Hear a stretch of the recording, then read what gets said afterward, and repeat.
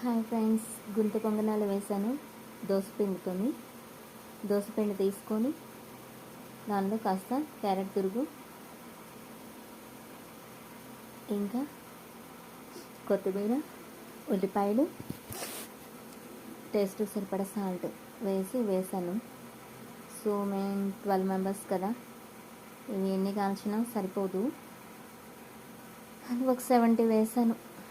ఎందుకంటే అంతసేపు నిల్చొని కాల్చాలంటే నా వల్ల కాదు.